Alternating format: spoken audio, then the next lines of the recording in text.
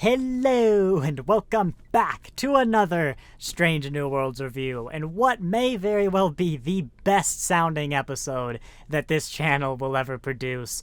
Certainly for a long time. This sounds weird, and there's no echoes in my room. You might notice the dorm has gotten a lot fancier. I'm looking up because that's where my viewfinder is now. It's an entire monitor. Yes, I'm here in, of all places, the Today I Found Out YouTube set, the new one. I think this is somehow the debut of this set. Yes, the Today I Found Out YouTube channel, my uncle. I've moved out of the dorm. I told you it'd be pretty obvious why this is delayed.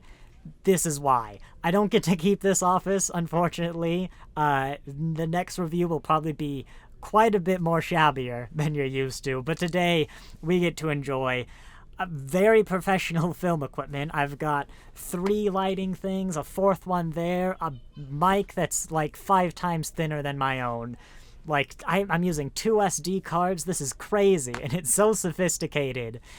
But yeah, what's this episode called? The Lift Us Where Sorrow Cannot Reach. Finally, we're doing a TOS-style title, and I'm gonna keep looking up because I really want to look at me, but no, the camera is there. Yeah, I'm hoping we're not gonna do the scene by scene, no monitor, of course, but we'll do the general analysis. I'm hoping to keep it short. I know I said that last time, and I think it's my longest review ever, certainly in terms of raw footage. I cut like 11 minutes out of that footage, but yeah, I've heard that it might be one that has generated the most discussion so far. It looked like the one with the kid that had that great set I was talking about from the trailer, but in and out, like 20 minutes, come on. Can I see? Oh god, I can't see how long I've been recording for on this viewfinder. That's a problem. But, oh good, I can. 2.5 minutes. Yeah, I'm just gonna watch the episode, get into it, and I hope to God that both these things are recording, because it's new technology, and hey, it'd be real awkward if this did not sound amazing, like I said. Oh, and special thanks to my uncle, who also lives in Bellingham. That's why I'm here. I had to move out of the dorm, but my graduation is still in the future, so, yeah, I'm staying at his place, and he lent me his studio and all of this, which is just set up. Wonderful studio. But yeah, I'll link Today I Found Out in the description. They've helped with a lot. In the early channels, you can even see Dave and like the building the PC back when I did robotics and stuff. The computer, my old desk, my film equipment, a lot of it came either directly or indirectly from him. So yeah, I'll link Today I Found Out in the description. And then when suddenly this set appears on that channel, you can be like, oh wow, I remember that. I know how pre-recorded your videos are now. But yeah, let's get into the review. In the very first review of Strange New Worlds I did, I praised it as a true modern recreation of the original series. By which, as I'm sure I've said before, it was not the original series without all its problems, it was the original series without all the problematic bits. And so it had, you know, the modern budgets, modern storytelling, yada yada, all those sort of polish around a modern show, but it also kept all of the problems of the original series. It made it feel like TOS, because it was TOS stories with TOS problems, just without the problematic nature. This episode was just an episode of the original series. Like, it's been a while since I've heard a TOS argument where, like, Starfleet's rushing in for reasons that don't really make a lot of sense. Like, the other species has some pretty good, like, reasons, you know, and good justifications for what they're doing, but that species doesn't even give the good justifications. They give bad arguments for their system that has arguments for it, and then it just kind of ends. I guess Pike didn't destroy this species. I forgot I was counting the number of destroyed planets. You know, there's still 2 for 7 episodes at least. Let's start with that. So, because it's fresh in my mind, you know, the stuff at the end, where the planet basically sacrifices a kid every so often, you know, so their entire society can exist. By the way, this whole episode does rely on the fact that not even the most basic of investigatory questions was asked. I should probably point out, this episode was by and large really enjoyable, but it definitely has TOS problems. I enjoy TOS, but it was TOS problems. We'll get back to this, but we'll go back to the end. The lady gives the argument, can you honestly say that in the Federation there aren't children who suffer for your society? There aren't people living in poverty, kids in poverty so the people can live in abundance. Yes, I can honestly say that is not the case in the Federation. I'm sorry, what? Like, this is the first time it's been directly acknowledged that, the Federation's has people suffering. Like, no, we don't. I know broadly, outside of Earth, in the Federation as a whole, it's not the moneyless society, especially in TOS. There can be planets that, quite frankly, should not be in the Federation. But, if we limit it to Earth specifically, you're damn right I can say that nobody is living in poverty so that the abundance can live in abundance. That's not even the argument. I can say that no one's living in poverty, but her argument is that your society is the same because there are children who suffer for your society. And that's not the same thing. If we accept that, let's just say it's modern society, it's right now society with all its problems. There are a lot of people in poverty, but I feel like the society doesn't depend on the people suffering. This society cannot exist unless one suffers. And her argument is the Federation has people in poverty so that others can live in abundance. And Federation abundance comes from the existence of energy. It's TOS, but I think it's very clear in this era, you can replicate whatever the heck you want. And energy, there's not really an energy problem. We see solar panels on the Golden Gate Bridge, you have matter-antimatter reactors. This society doesn't need poverty. Even if you're arguing the older style, I guess you could say the current style, where, you have billionaires because you pay sort of the lower classes less. That's not a requirement to live in abundance. And the Star Trek era, especially, you could get an asteroid that just has all the minerals you could possibly need. We have drones that can do this work. Our argument wasn't sound, and the fact that Pike didn't even rebuttal, yeah, we don't have that. In classic TOS style, and other Star Treks do this, particularly when it comes to the Prime Directive, there's this argument, there's a reason for doing something. Something has to be done, and there's incredibly good reasons to do it, and they present baffling reasons that are easily countable and don't make sense. So let's then acknowledge, let's look at what this society does. But more importantly, let's look at it as it develops for these characters, right? They learn that the first one, literally the planet will fall into lava if the first one does not ascend to the throne. They don't know how, but they learn this fact, right? We'll then take Pike's perspective, where he goes down and sees that the first one's gonna die if some point in the future if he ascends. And so I can get him kind of trying to want to stop it and be like, can we talk about this before we commit, But, that goes wrong. That doesn't work. They hook the kid up. So then he's in the bedroom. He's woken up. And all he knows is that this society will fall into lava if this kid does not ascend to the throne. And he's told that the computer, it needs the mind of a child to work. And, let's stop right there. That's all we know. There's a damn good argument to say, hey, this society can be a utopia, but we have to randomly choose one person, or the society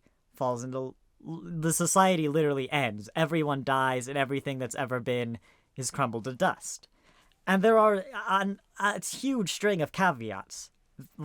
For one, did you try something else? Have you at least looked for other options? Have you exhausted all other possible options? And we very quickly learn, yes, the society has spent I think she says like 1,000 years looking for some alternative. Then, like, is this really such an inherent moral bad if you, like, yeah, keep striving for that, end goal, keep striving for the alternative. Do I think that they've really tried everything? Okay, I think they've tried everything to fix it. I don't think they've tried all alternatives, because to me, the alternative is, okay, move. Like, yeah, relocating a planet takes a lot of effort. You lose a lot. Your sort of monuments, your homeland, a lot of your culture is going to be tied to the land you're from. Like, you lose a lot. And, it might take time. You might need a few first ones before you can actually evacuate the planet. But this planet has a colony. We've seen them with spaceships. We know they can set up a colony. Like, it'd be hard, but it should kind of be a process that's going on. The sacrifice of one, I mean, am I the only one here who, again, in true TOS style, I'm like, actually, like, this isn't ideal, but I'm not really seeing why this is just the pure, this isn't some, like, Nazi race, this isn't some evil people going around conquering the universe. This is like, if this doesn't happen, literally everything that we are is gone. Most human cultures, I won't want to say all, but I'm not aware of one that doesn't, value self-sacrifice. And yeah, you could say it's a kid. They maybe don't have the emotional maturity to, comprehend this decision. They've been indoctrinated. I will flat out disagree that that's an absolute. But I will also accept that over the course of however long they've been doing this, yes, a not insignificant number, I mean, 1 is a not insignificant number, but, a not insignificant percentage, hasn't really been given, like, the proper choice. But, like, what are they supposed to do? I mean, you could put it down to simple, hey, Pike, we've got a choice. One kid can suffer, or everybody on this planet, including all the kids, which includes this one kid, can die by burning to death in lava. Yeah, I mean, let's keep working on that alternate solution. Let's start the evacuation, move to another planet. But this sounds legitimate. And she talks about the founders who set up the computer, the system, right? Can we elaborate on this? Was this your society that, like, that the planet was going to go molten, so they built this floating city, and you don't understand it anymore? It's weird you don't have records. Is this some precursor advanced race that set up maybe some lab equipment? Like, what is this society going to do if we just make them have to sacrifice a kid? If they chose this as the only solution, well, yeah, that's a problem. I mean, this society, it doesn't change the now, where they got to deal with this solution, but yeah, you can condemn that society for that choice. That it was one where the journey was quite good. In very TOS style, the journey was quite good. But kind of a bit at the beginning was a little shaky. You can't see this green line on my viewfinder, but if this is the middle of the screen, the beginning of the episode was like here, and the endings were like here. But the general episode was like here. The middle bits were hanging up here, if this is kind of like a base 0, good episodes then bad episodes. And it all kind of starts with at that beginning, when, they sit down for the debriefing. I'm trying to remove the context of it's a TV show, especially as a Star Trek. That other race from the colony is going to have their point of view.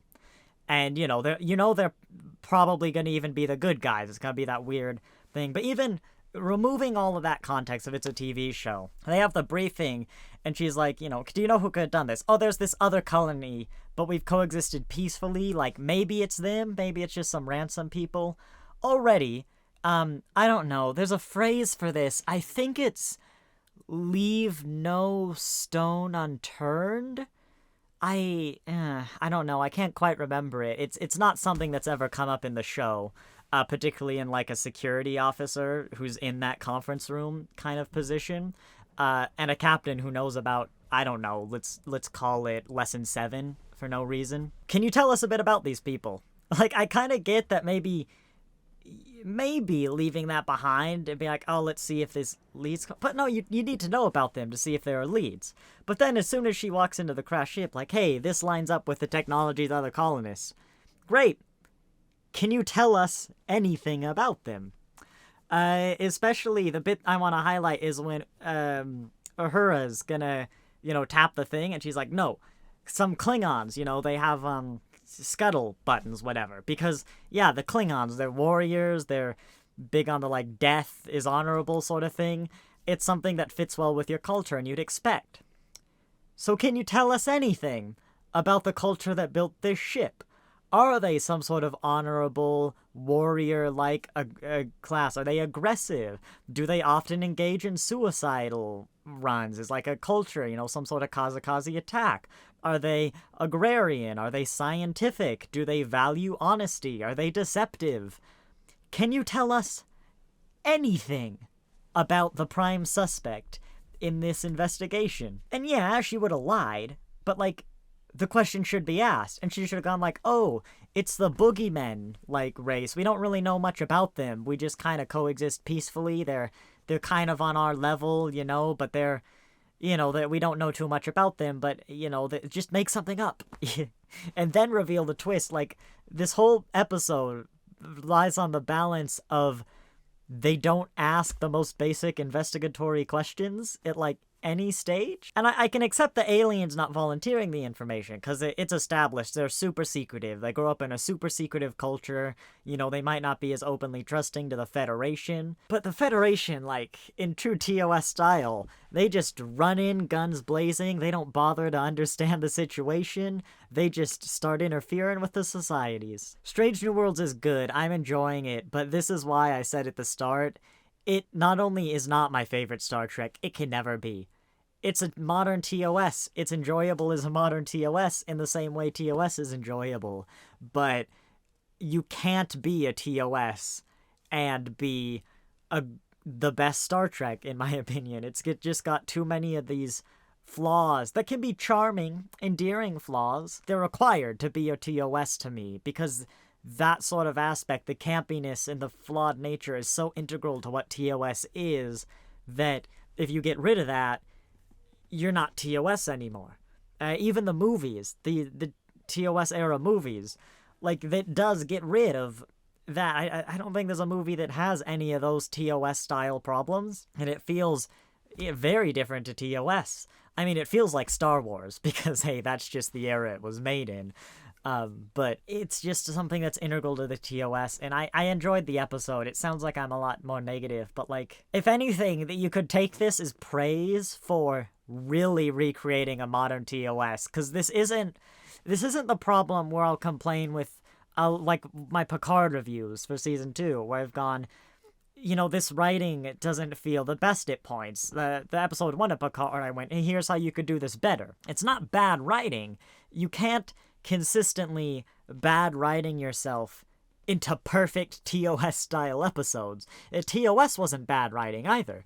TOS was the product of Americans in the 1960s, and, just growing up in a colonial world, growing up in a Cold War-era world, and a lot of what now is sort of the moral right thing to do, that kind of cultural acceptance, even the people who really believed in it, humanity just hadn't thought about it for long enough. Or I suppose these cultures hadn't thought about it enough, or really understood all the ramifications of these actions to really, like, be able to come up with those TNG style or these type of arguments. And Stranger Worlds, I think, is really just trying to be TOS and doing it very well, but just inheriting all those problems.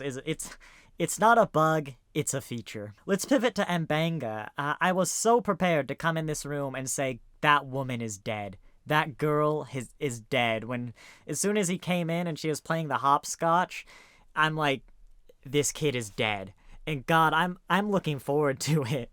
Oh, so much. I'll elaborate more, but this episode built the typical story of, like, the parent who's trying to protect their kid, but ultimately, it's sheltering them. It's no life living in the transporter for ages. It's the Enterprise episode. Might even be a two-parter. I think it's just an episode where the inventor of the transporter is trying to get his son back, but he just has to accept he has to let her go. Yeah, a life of, how long does she have? A few days, like 2 weeks or something? I don't remember. Where she can just play with this kid or live a life is better than 20 years coming off and on in the transporter cycle to maybe get a cure. And even then, at the end of it, what's she coming out of when, like, her whole family's dead, everyone she's known is dead, and there's really, until now, there was no hope for a cure. That was the obvious direction. When the guy came in, the alien guy was like, we'll make progress towards that cure. I really wish they hadn't. It's not that I don't like M'Benga. It's not that I don't like the girl. It's been a long time since a proper make you cry episode of Star Trek. I'm not talking a sad moment. The guy in season 3 of Discovery in the relay station, the first episode where he's like, for 30 years I have waited in the hopes that, like, someone comes. God, my eyes are tearing up trying to describe it. But that guy. It's like the ending scenes of the first episode of season 3 of Discovery, where he's like, for 30 years I have waited, like, to raise this flag. And he's like, no, you do it. You are as Starfleet as anyone I've ever met. Yeah, that's like a scene. You'll tear up at that scene. It's not quite sad in the same way, but I'm talking like The Offspring, or Simulate, or what's the good one? The Real Life, or Half a Life. Like, the episodes where you're like, this, God, there's the one, The Visitor, where the last time I watched The Visitor, the music cue in the opening of The Visitor, is enough to make me sob for more than the whole 45 minutes of the episode. Like, we haven't had an episode like that since, I'm pretty sure, it's Simulate. Some people have pointed out Terra Prime and the baby stuff, but, like, Terra Prime isn't a make you cry episode. It's just got some sad scenes. And, like, God, I want the episode. It'll destroy me, but I want the episode where M'Benga has to let his daughter go, because those are the greats of Star Trek. God, I'm forgetting her name. Dang it, my uncle's not in the kitchen to ask. Data's daughter. Can't remember her name for the life of me.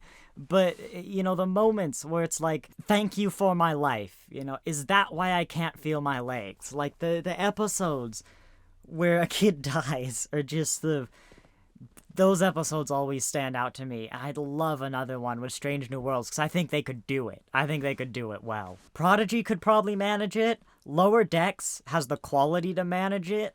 I don't think they do it as a comedy, like a proper make you cry episode doesn't quite fit Lower Decks. I'd love it if it came out, but God, Strange New Worlds is the live action team I think could really do it. They've tried Arium, but I was on my phone for Arium. I couldn't care less.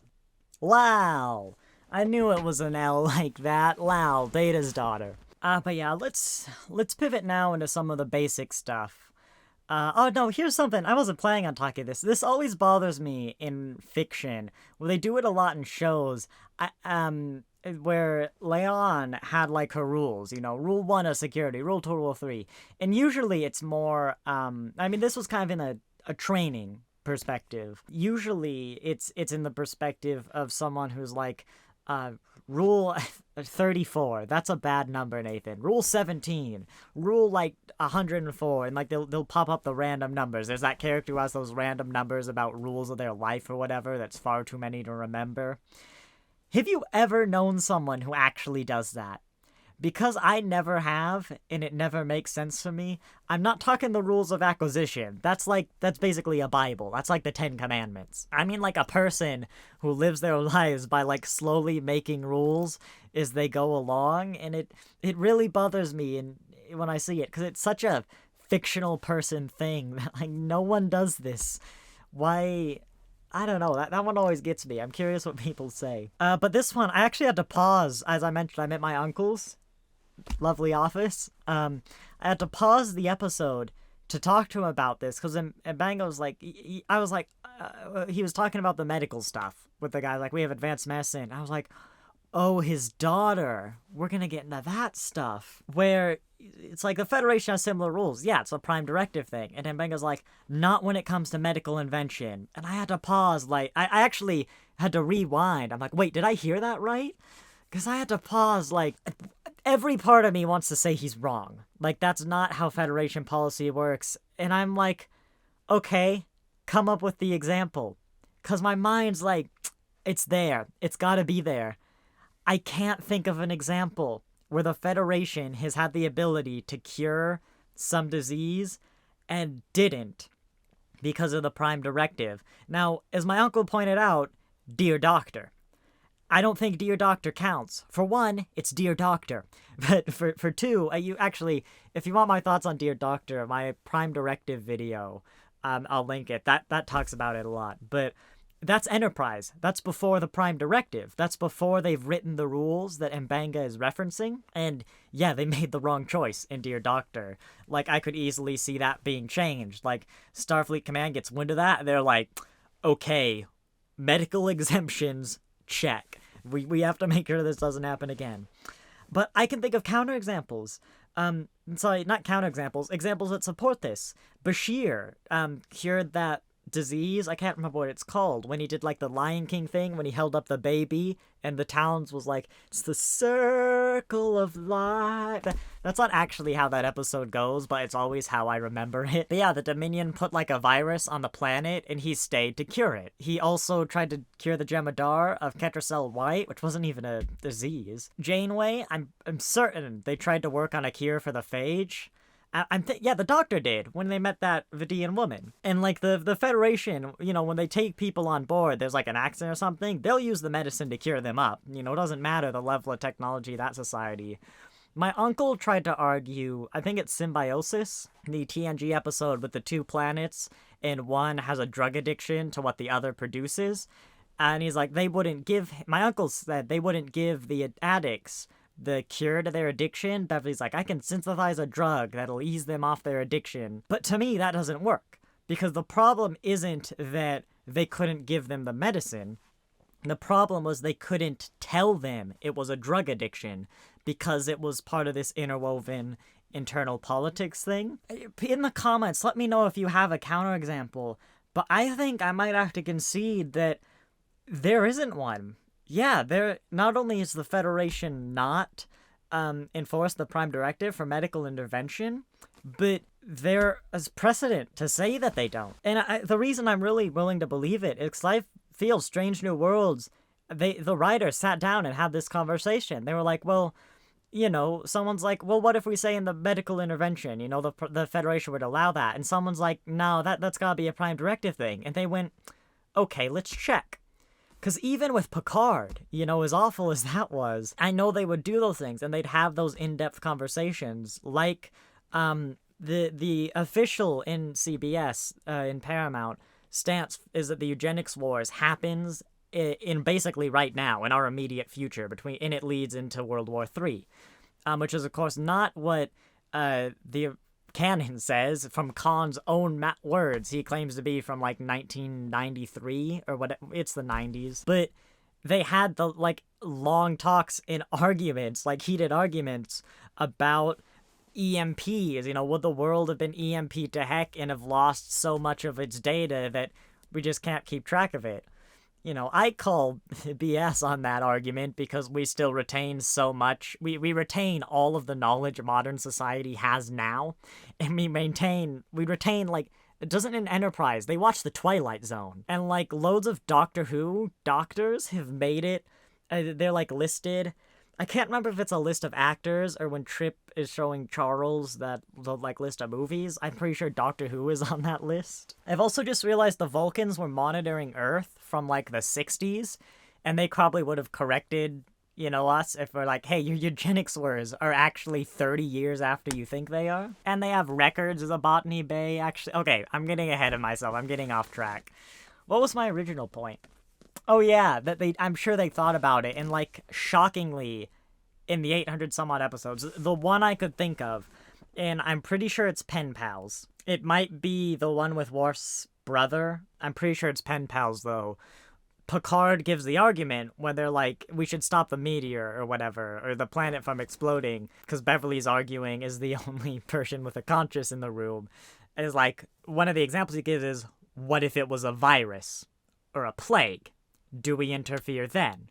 And so the implication is that the Prime Directive prohibits them from interfering. But again, my Prime Directive video, that's the era where we are absurdly strict on it. But I credit, like, Stranger Worlds, not this example necessarily, but I feel Prime Directive-wise, eugenics-wise, all that sort of stuff, God, they are throwing the cannon out the window so hard for those. And how the people should be reacting is not at all how the canon and history of this world says they should react.